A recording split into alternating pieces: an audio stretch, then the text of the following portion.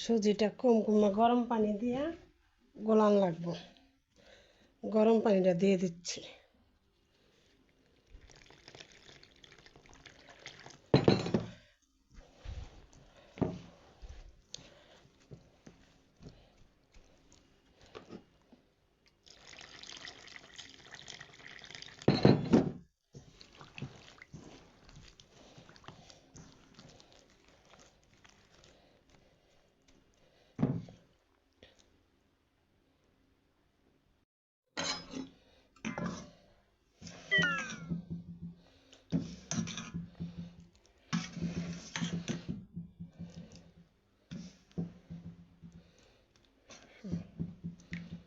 চালের গুঁড়িটা গলাইলাম চিটরুটি খাওয়ার জন্য।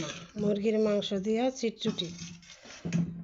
তা একটু ভিজুক, ভিজানোর পরে পিঠাটা তৈরি করুন।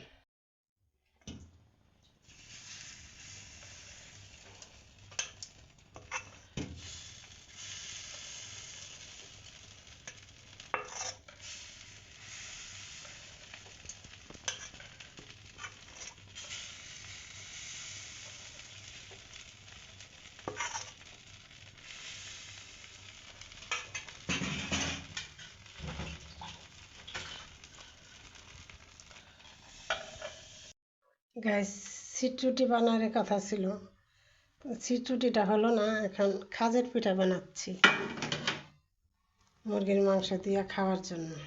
এখন উঠাবো।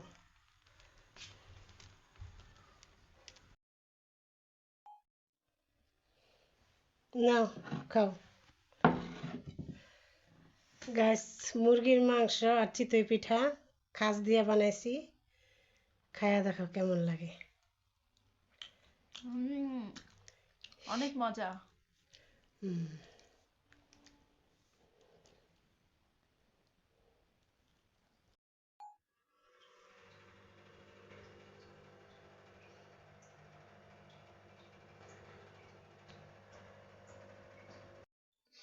গাইস, আমি এখন চিট পিঠা বানাবো।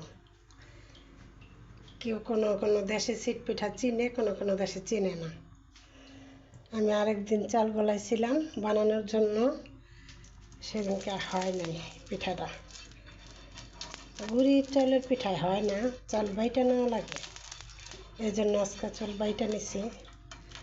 আমার বড় ছেলে খাইলে কয়, আম্মু চিট পিঠা বানাও, চিট পিঠা বানাও। চিট পিঠা দিয়া মুরগির মাংস ঝোল দিয়া খাইতে খুব পছন্দ।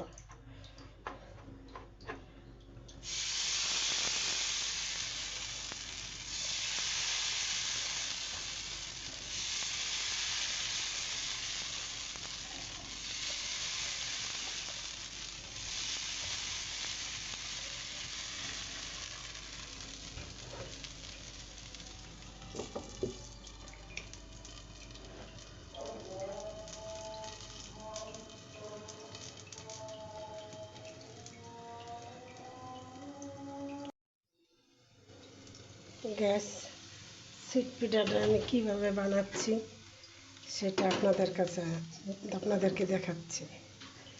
দেখেন, পিঠা বানানোর সময় চুলার কী অবস্থা।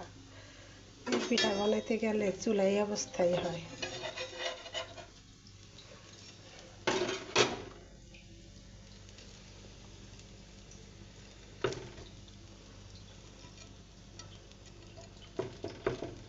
পিঠাটা ভেঙে গেল।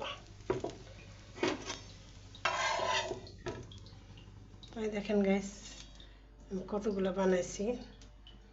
এইভাবে একে একে পিঠা বানানো লাগবে। গাইস, আমি আরেকটা পিঠা বানাই দেখাচ্ছি।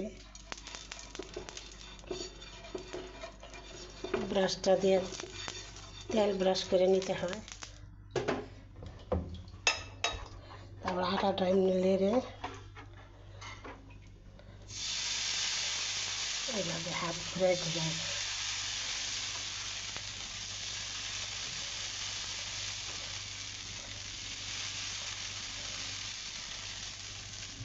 তারপর ঢেকে দিতে হয়।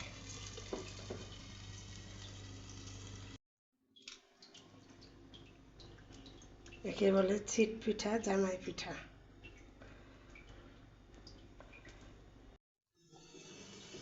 গ্যাস পিঠাটা আমি কিভাবে উঠাচ্ছি দেখেন।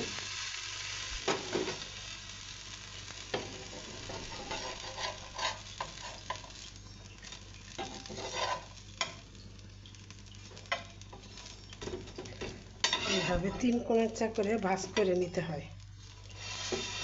দেখেন, একে বলে বিক্রমপুরের ঐতিহ্য সিট পিঠা। নতুন জামাইরে খায়, জামাই পিঠা, সিট পিঠা যেটাই বলেন।